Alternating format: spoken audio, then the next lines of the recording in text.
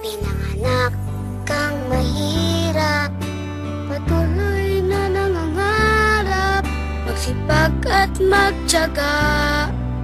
Balang araw aahon ka